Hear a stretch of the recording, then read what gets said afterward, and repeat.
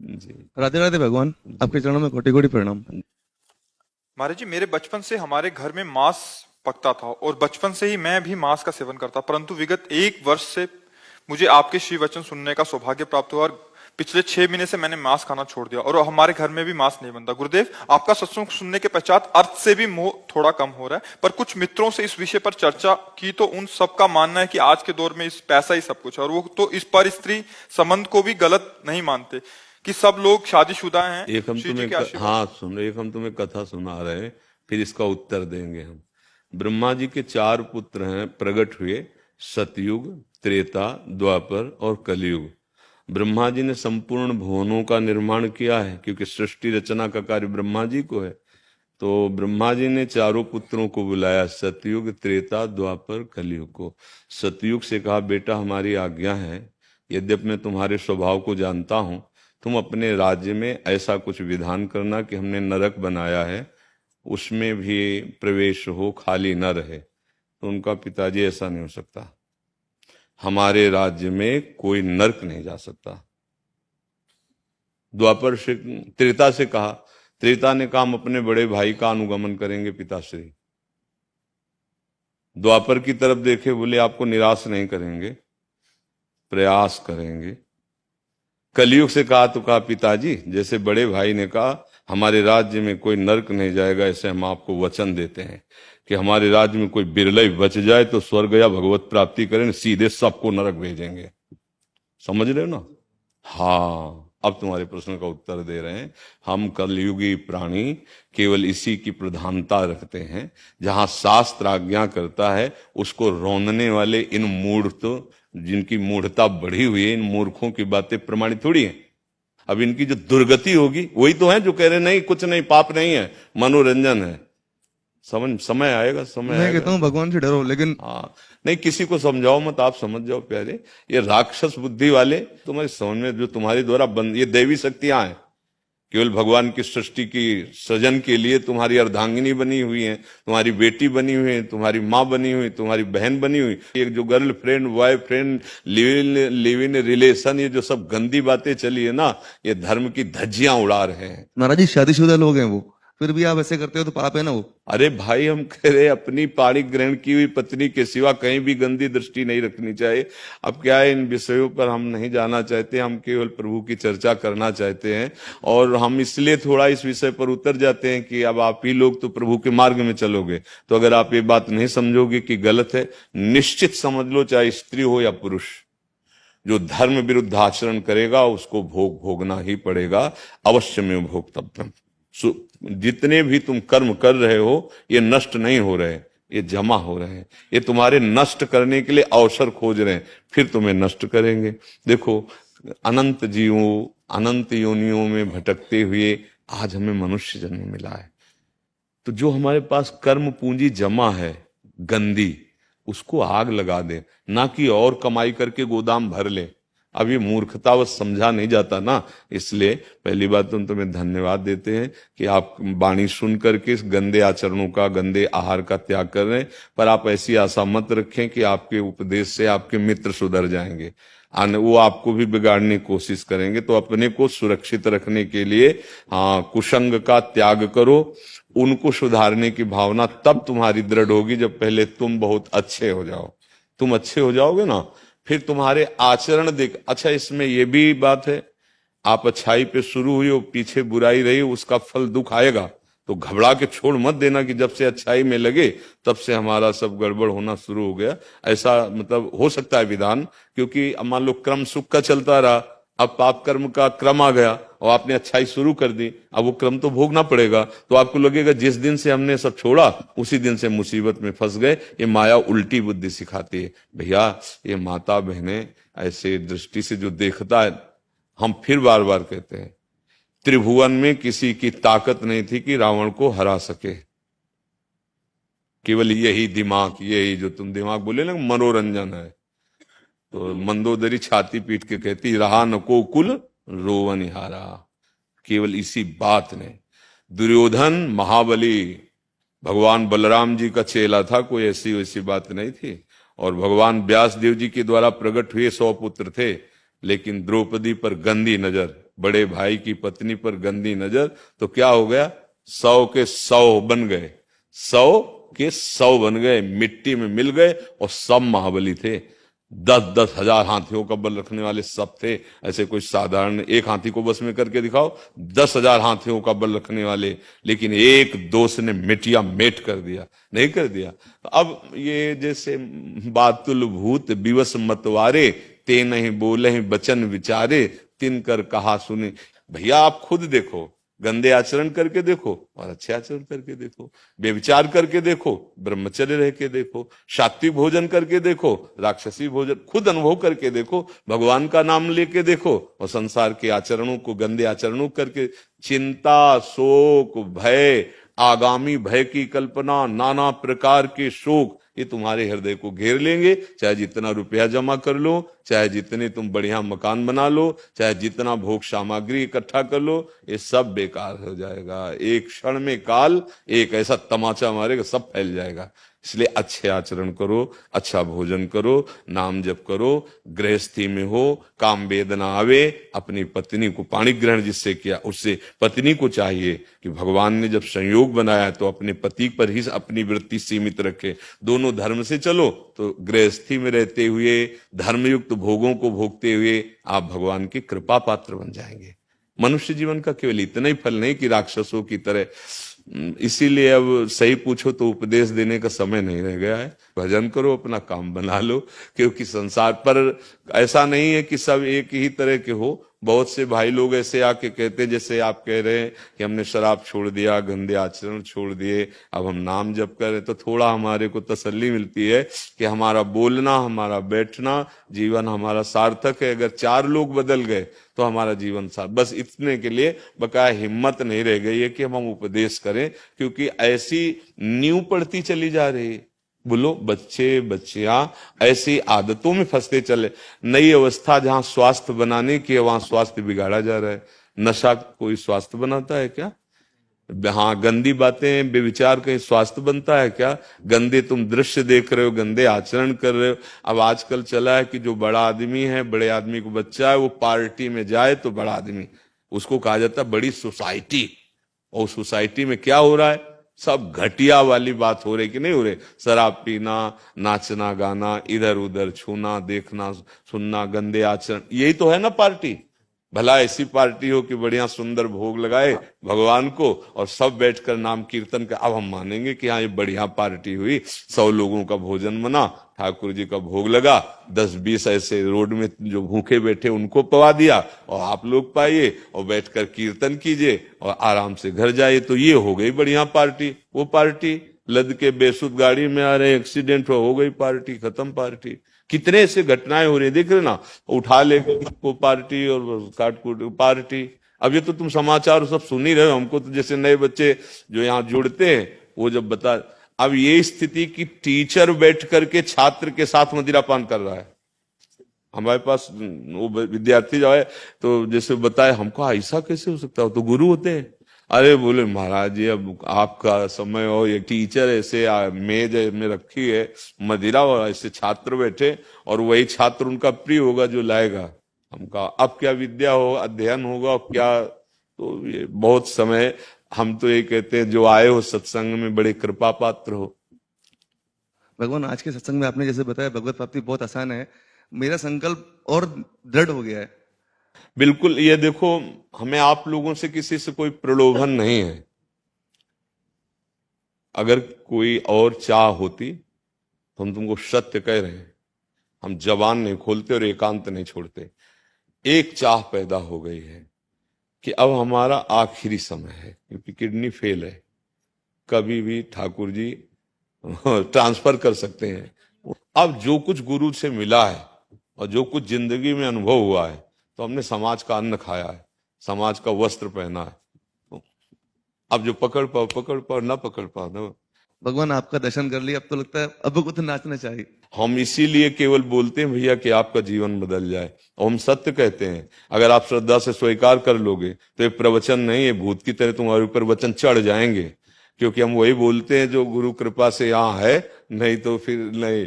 और तो वचन जो है ना वो चढ़ जाएंगे तुम्हारे ऊपर, जब जाओगे तो गूंज जाएगा तुम्हारे दिमाग में। तो भैया इन गंदे बातों को अपने हृदय में मत रखो। देखो आजकल पति पत्नी का प्यार ऐसे बिखरा हुआ है, कब कौन कहां से तलाक, किसकी तलाक, ये शब्द हैं। अरे एक बार दोस्ती का हाथ मिला लिया तो एक दूसरे की गलतियों को माफ करते हुए अपनी जिंदगी का निर्वाह करते हुए आनंद पूर्वक रहो। लड़ाई झगड़ा ये आज इससे कल उससे, मन फिर क्या जीवन रह जाएगा। चलो यौवन अवस्था है, या एक अवस्था और आएगी वृद्धावस्था, फिर क्या होगा। तुम्हारे कर्म जब तुम्हारे ऊपर लागू कर होंगे, दंड भोग, तब क्या होगा। इसलिए बहुत यही कमाई की अवस्था है, इसमें अच्छी कमाई कर लो या बुरी कमाई कर लो। और देखो एक अनुभव की बात कहते हैं, जैसे हमने जीवन में कभी बंदूक नहीं चलाई है, तुम्हारे सामने रख दीजिए, हम उसको चला ही नहीं सकते। ऐसे जीवन में तुमने भजन नहीं किया है तो पक्की बात समझो, बुढ़ापा में माला रख लो, चंदन लगा लो, सब कुछ कर लो, भजन नहीं होने वाला। क्योंकि अंदर का अभ्यास संसार का है ना, वो ऐसे ही चलेगा। अब जिसने अभ्यास किया है तो एक सेकंड में लक्ष्य पे गोली मार देगा, क्योंकि उसने अभ्यास किया है। हमने अभ्यास नहीं किया। अगर आपने जीवन में भजन का अभ्यास किया है तो फिर वृद्धावस्था में और भजन होगा कि भैया अब हम तो छुट्टी और खूब राधा राधा राधा। और जो सोचते जवानी में पापाचरण कर लो, बुढ़ापे में भजन करेंगे तो नहीं होगा, क्योंकि पापवंत कर सहज स्वभाव, भजन मूर्ते भाव न काऊ। समझ में आया भैया। सुमन दास जी। राधे राधे। राधे राधे महाराज जी, आपके चरणों में कोटि कोटि प्रणाम।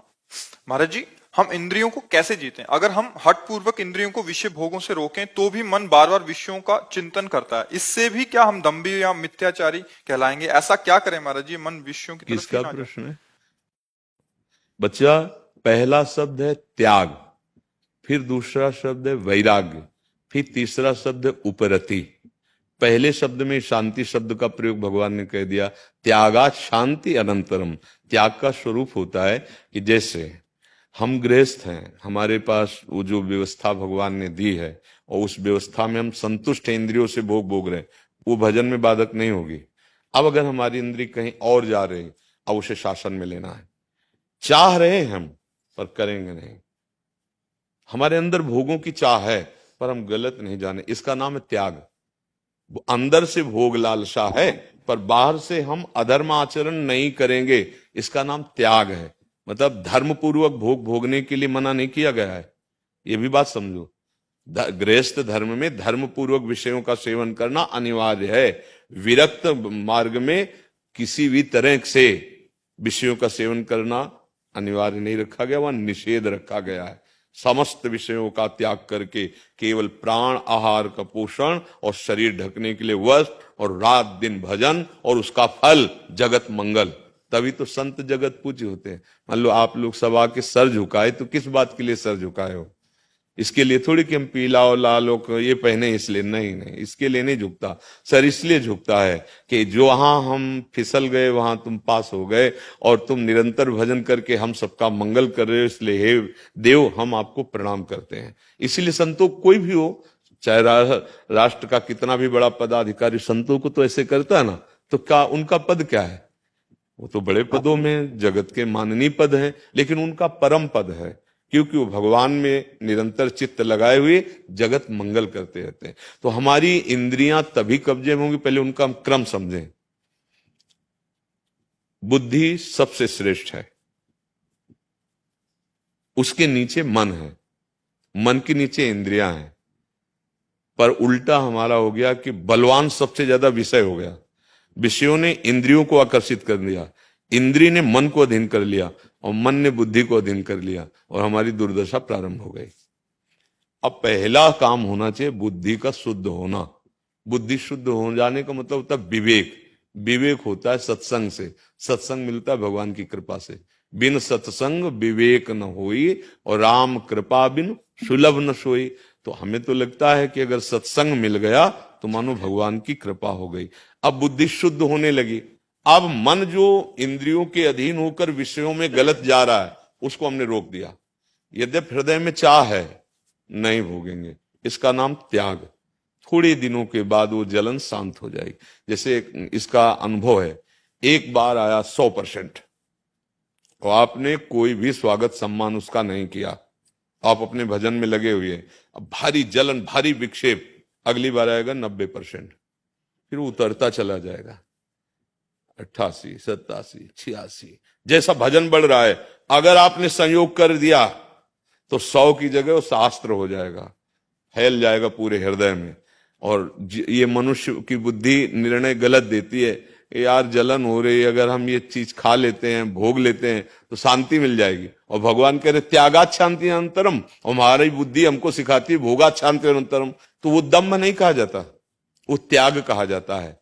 दम्भ उसे कहा जाता है कि बाहर से किसी ने हमको रोटी दाल सब्जी, हम तो फलाहार करते हैं और एकांत में जाके कचौड़ी पकौड़ी और समोसा और चक पाए, हम तो केवल दूध का, उसे कहते हैं दम। समझो, उसे कहते हैं दम कि बाहर से यार कुछ और है, अंदर से तुम्हारे कुछ और।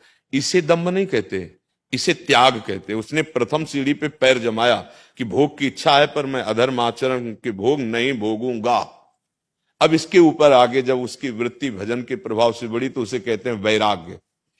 अब भोग सामग्री नजदीक है, सुविधा भी है कि बिल्कुल भोग लो, पर वो राग रहित है, अंदर से इच्छा नहीं है भोगने की, उसे वैराग्य। और उपरति, ये भोग सामग्री, इसकी स्मृति भी खत्म हो गई, उसे उपरति को प्राप्त हुआ महात्मा भगवत साक्षात्कार के योग्य होता है। तो समझ रहे ना, उसे दम्भ नहीं कहते, और रोकना ही चाहिए। और जिन्होंने नहीं रोका तो जेलें भरी हैं, अस्पताल भरे, उन्हीं पाप कर्मों का फल भोग रहे हैं, और नरक भरे हैं। जैसे लोग अभी एक 24 बताए थे दोष की, ये 24 दोष जिसके अंदर होंगे निश्चित उसकी दुर्गति होगी। तो किसी ने कहा ये दोष तो सब में पाए जाते हैं, फिर सबकी दुर्गति होगी। अब कानून तो कानून है ना, अगर आप ऐसा करोगे तो ऐसा भोगना होगा। तो फिर कैसे बचे? हरिश शरणम, आओ भगवान की शरण में आओ। वो कह रहे हैं अहम त्वाम सर्व, सर्व, सर्व शब्द की तरफ ध्यान दीजिए। एक दो दोष की, एक दो पाप की नहीं, सर्व पापेभ्यो मोक्षयिष्यामि मां। आओ भगवान की शरण। अब भगवान की शरण में ना हो, मनमानी आचरण करो, चाहो कि स्वर्ग से विमान आवे या वैकुंठ से आवे, तो फिर स्वप्न ही देख लो, आएगा नहीं। आएगा तभी जब आप अच्छे आचरण भजन करोगे। अच्छा बताओ, केवल आप ये सोच लो कि मैं तो आर्मी का कमांडो बन जाऊंगा, बन जाओगे कमांडो? आपको दौड़ भाग, उतना फिट होना, पढ़ाई लिखाई, उसकी जानकारी, पहले आर्मी के जवान बनो, फिर उनमें छांटे जाओगे, फिर कमांडो बनने का अधिकार होगा कि नहीं होगा? ऐसे ही परम पद ऐसे ऐसे सहज में इसलिए नहीं परम पद मिल पाता, जैसे जिसे भगवत प्राप्ति कहते कि हम संसार के दुर्गुण छोड़ नहीं पाते। हमारे शब्दों में समझ लो, भगवत प्राप्ति जैसा सरल कोई और कुछ है ही नहीं। कठिन काम है संसार की गलतियों को छोड़ना, इसीलिए कह दिया, उल्टा उसको कह दिया गया। जैसे देखो, अच्छी वस्तु को पाने के लिए यदि दुर्लभ बता दोगे तो सब निराश हो जाएंगे। गंदी वस्तु का, अब मुंह में आपके भरी हुई तमाकू, अब हम आपको मिश्री दे रहे हैं, तो आपको मिश्री का स्वाद मिलेगा क्या? पहले तमाकू थूको और कुछ मिनट तक खाली रहने दो, फिर जो मिश्री रखोगे तो स्वाद तुम्हें मिल जाएगा। तो पहले ये गंदी बातें, गंदे आचरण, अब ये छोड़ नहीं पाते, बोले भगवत प्राप्ति बड़ी दुर्लभ। अरे यार, भगवत प्राप्ति काहे दुर्लभ? हम उनके अंश हैं, वो हमारे बाप हैं, बाप की प्रॉपर्टी दुर्लभ है बेटे को प्राप्त होने के लिए। अब बेटा न बन करके तुम इधर उधर घूमो और ऐसे आचरण करो कि वो बाप जो है अपने आप दूसरे के नाम प्रॉपर्टी कर दे, तो तुम्हें नहीं मिलेगा, नहीं मिले। तो हमारे प्रभु की आज्ञा का उल्लंघन कर रहे हो, गीता भगवान की साक्षात वाणी है, आज्ञा का उल्लंघन कर रहे हो, मनमानी आचरण कर रहे हो, और माया के सब जितने पार्षद काम क्रोध लोभ मोह मद, इनसे तुमने मित्रता कर ली। तो भगवान फिर कह रहे कि अब भाई काट, अब तुम हमारी इस हाँ उद्देश्य छोड़ के आ जाए, अगर वो आ जाए, उस समय भी आ जाए कि, तो भगवान कहते फिर मैं जिम्मेवारी ले लूं कि पुत्र तो है ही है ना, वो तो केवल धमकी दी जा रही थी, और अगर वो लौट गलती पड़ी तो फिर उसका हृदय तत्काल। तो इसीलिए चाहे जितना पापात्मा जी हो, यदि भगवान की शरण में आ जाए तो भगवान उसको निश्चित परम पद दे दे। भगवत प्राप्ति दुर्लभ नहीं है, कठिन है माया के इन दोषों को त्यागना। देखो समझा रहे, फिर भी बुद्धि है देखो, और पर बुद्धि क्या करे, काट रही है, सत्य बात को काट रही कि ये तो सब मनोरंजन है यार, कर लो मनोरंजन। फिर यम के दूत भी तुम्हारे साथ मनोरंजन करेंगे, यमदूत, नर्क, ये सब सत्य है, ऐसा मत मानो कि अरे नहीं आप यहां कर्म करते हो तो दंड नहीं मिलते। तो ऐसे ही जो आप पाप कर्म कर रहे हैं, जिनका उचित दंड यहां आपको नहीं मिला है, वो बड़ी सरकार है, वहां एक एक सेकंड का हिसाब होता है। इसलिए अच्छे कर्म करो, नाम जप करो। बहुत अच्छे अच्छे पदार्थ भगवान ने हम मनुष्यों के लिए बनाए, किसी जीव का गला काट के खाने की जरूरत नहीं है यार। बहुत अच्छे अच्छे स्वास्थ्यवर्धक पदार्थ है, पाओ, जीवों को पवाओ, पशु पक्षियों की सेवा करो। कितना, कौन इतना हमें बलवान दिखाई दे रहा है? तो काम को पछाड़ के दिखा दो तो तुम्हें बहादुर मान ले। और अभी सात्विक अन्न पाओ, नाम जप करो, काम को पछाड़ दोगे, क्रोध को पछाड़ दोगे। बाहर शरीरों को पटक देना कोई बड़ी बात होती है क्या? बहादुर तो तब माने जब तुम्हारे कोई थप्पड़ मारे तुम मुस्कुरा दो, मतलब क्रोध को जीत लिया तुमने, काम को जीत लिया तुमने, अभिमान को जीत लिया तुमने। इसे बल कहते हैं। ये कोई बल है एक दूसरे को। चंद्रशेखर जी महाराष्ट्र से। राधे राधे गुरुदेव। गुरुदेव राधे राधे, आपके चरणों में दंडवत प्रणाम। गुरुदेव, मैं सरकारी नौकरी करते हुए अपनी गृहस्थी चलाता हूँ। आपकी वाणी ने मेरा और मेरे परिवार का जीवन बदल दिया। राधा नाम अब आखिरी सांस तक ना छूटे, यही राधा रानी से विनती है। महाराज जी, कुछ दिन बाद नौकरी में मेरा प्रमोशन होने वाला है, जिसके परिणाम स्वरूप मेरी जिम्मेदारियां और बढ़ेंगी और वर्तमान में जो थोड़ा सा समय निकालकर भगवत मार्ग पर चलने की चेष्टा कर रहा हूं वो प्रभावित हो सकते हैं। क्या मैं प्रमोशन नकार कर वर्तमान पद में रहकर नौकरी नहीं, करना? नहीं, अभी सत्संग का सार समझ नहीं पाए हो। रात दिन अपनी ड्यूटी पर रहो और उसे भगवान को समर्पित करो। भगवान का भजन है, बीच बीच में अंदर अंदर राधा राधा बोल दिया। समय निकाल के थोड़ी बैठना है, समय को उसी में लगा देना है। आप सेवा करो, खूब सेवा करो। आप क्या समझते हो हम बाबा जी हैं तो हम बैठे हैं क्या? शरीर को खूब सेवा में लगाओ, पर किसके लिए कर रहे हैं? किसके लिए कर रहे हैं? अपने प्रभु के लिए कर रहे हैं। तो आपके लिए, आप मान लो आए, आपसे हम बात कर रहे हैं, आपको डांट रहे हैं, आपको दुलार कर रहे हैं, तो हम यही मान के तो कह रहे हैं आप हमारे हो, हमारे प्रभु के हो। इसलिए तो आपकी पत्नी, आपका पुत्र, आपका परिवार, वो भगवान की ही तो सेवा बनी। और आप जिस पद पर हो उस पद पे ईमानदारी से खूब कर्मठ होकर के वो भगवान की पूजा हो जाएगी। और बीच बीच में नाम जप करते रहो, निश्चित इससे मंगल हो जाएगा।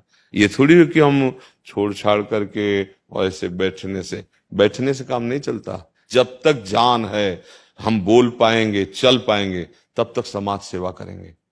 हमारा धर्म है, हमारा जीवन है। जैसे आप बोले ना कि हमारा जीवन, तो हमारी छाती ठंडी हुई कि हमारा बोलना सार्थक, हमारा जीना सार्थक, तुम्हारे काम आ गई बात हमारी, तुम्हारा जीवन सुखमय हो जाए, तुम्हारा मंगलमय जीवन हो जाए, ये हमारा जीवन सार्थक हो गया।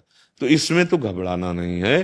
कितना भी काम हो वो सब भगवान को समर्पित कर दो। ये तो सर्वाणि कर्माणि मयि सन्न्यस्य मत्पराहा।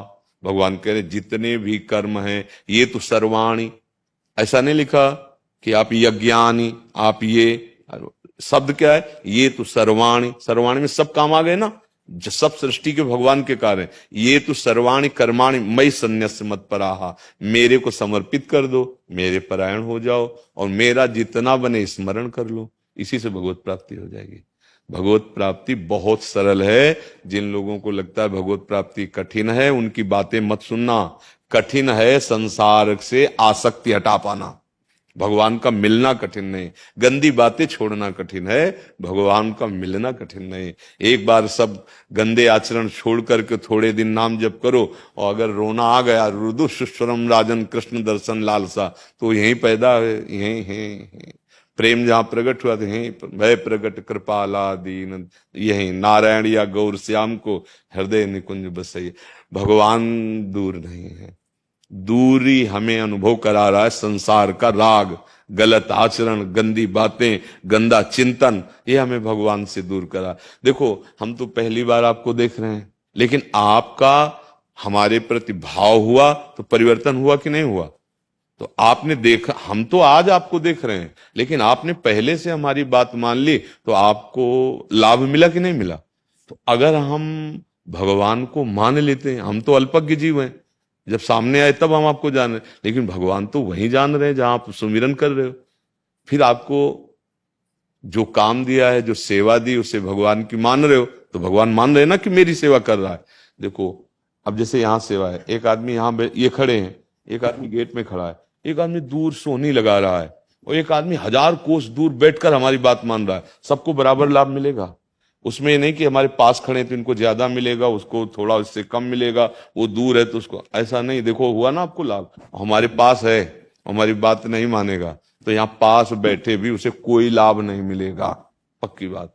तो आप जो भी कार्य मिले ईमानदारी से करो और नाम जप करो भगवान का जितना बन सके, और अपने समय को भगवान को देते रहो। बिल्कुल सरल उपाय बता रहे हैं। जैसे आप 8 बजे से ड्यूटी में लग गए और रात के 10 बजे तक लगे, और आप जितनी बार स्मरण कर पाए नहीं, बाद में प्रणाम किया, और 8 बजे से रात्रि के 10 बजे तक के समय को इकट्ठा, हे करुणा निधान प्रभु आपके चरणों में समर्पित करते हैं। पूरा समय समर्पित हो गया, उसमें जो त्रुटि हुई वो क्षमा हो गई, और वो तुम्हारी भगवत प्राप्ति का हेतु बन गया। इसे कहते कर्म समर्पण योग। अब मान लो बात, भागने की कहीं थोड़ी जरूरत है। बैठ करके क्या होगा, बिना कर्म किए थोड़ी रहोगे, मन चलता रहेगा। और इतने बड़े भजनानंदी होना मुश्किल है कि मन को एकाग्र करके सीधे भगवान में लगा दिया। तो कर्म में मन लगना ज्यादा चाहता है क्योंकि लगा हुआ है, तो हम उसको उसी फुसला के चलाते हैं। कर्म में लगाते हुए कर्म को भगवान को समर्पित करते हो, राधा राधा राधा जितना बना उसी से काम चल जाएगा। समझ गए आप जी। गिरिराज वास में पाऊं व्रत वैकुंठ जाऊं, बिचलूं में लता पतन में, गिरिराज तलेटी वन में, आनोर जति पुरा जन में, राधा कुंड को वर्धन में, कुंडन में करूं स्नान करूं जलपान, पड़ो रहूं रज में पड़ो रहूं रज में, दीजो प्रभु बारंबार जन्म मुहे ब्रज में, जो कुछ मिले प्रसाद पाए के, गोविंद के गुण गाऊं, श्री गिरिराज वास में पाऊं। श्री गिरिराज महाराज की जय जय।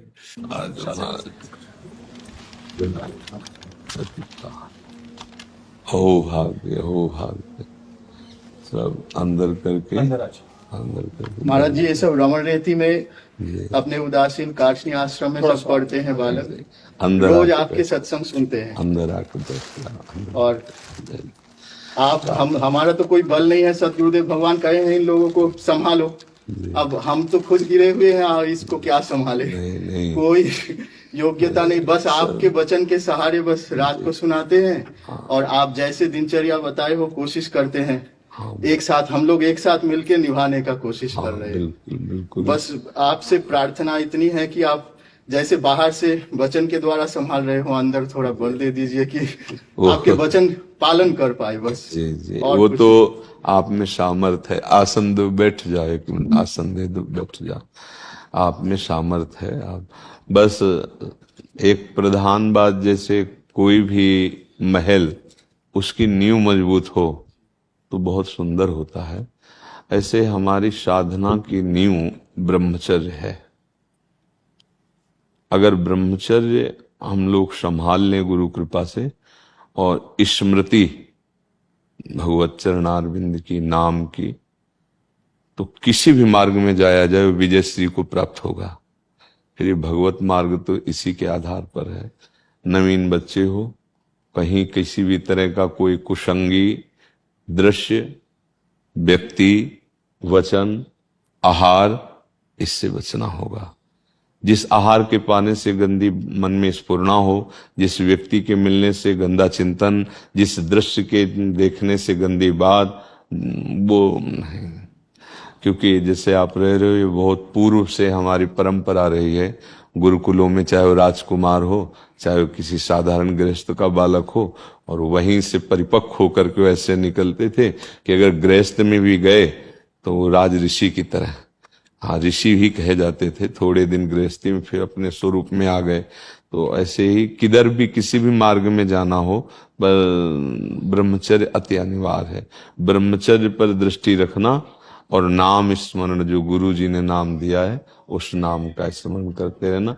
कुसंग ना होने पावे तो जीवन प्रकाशित हो जाएगा, और कुसंग की बहुतायत है। बस कुसंग से बच जाया जाए तो बहुत जल्दी लाभ मिल जाएगा। लाओ सब बच्चों को माला पहनाओ श्री जी की, महाराज जी को एक चुनरी श्री जी की पहनाओ। हाँ, ये महारानी जी का अंग वस्त्र है, लाडली जी का। ये जय सब बच्चों को पहनाओ, माला पहनाओ। अपने आश्रम में महाराज जी एक अपने दादा गुरु जी एक भजन गाते थे, ठाकुर हमरे रमण बिहारी, हम है रमण बिहारी के। वो ये बच्चे थोड़ा सुना दे आपको। सुना दो, सुना दो।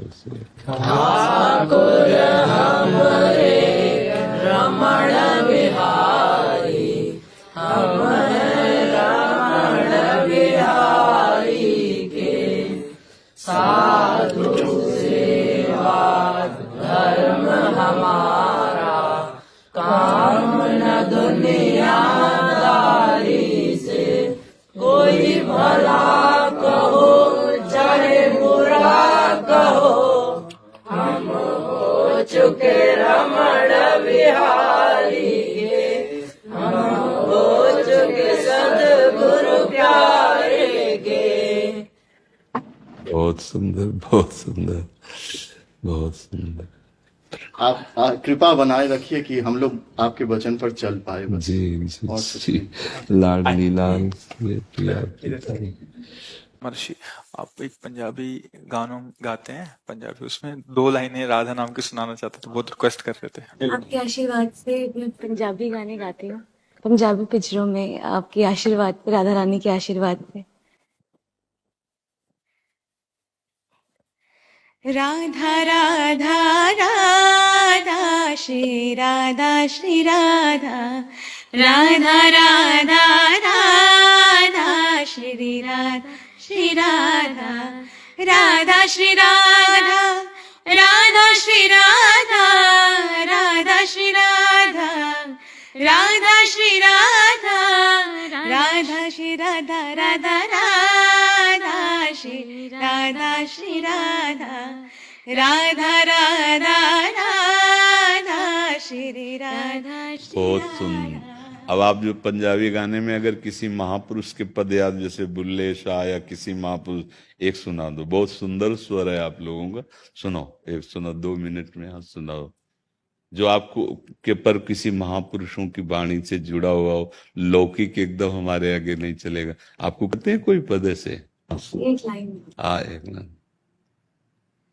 मैं लजपाला दे लड़ लगियां, मैं लजपाला दे लड़ लगियां, मेरे तो गम परे रहंदे।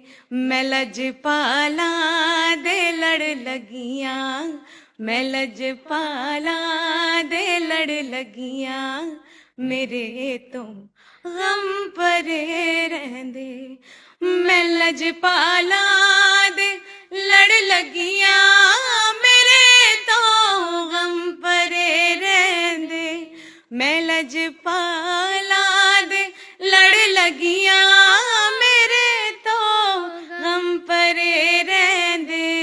मेरी आसां उम्मीदां दे, मेरी आसां उम्मीदां दे, सदा बूटे हरे रहंदे। मैं लजपाला दे लड़ लगियां, मेरे तो गम परे रहंदे। बहुत सुंदर भगवान ने आपको वाणी दी।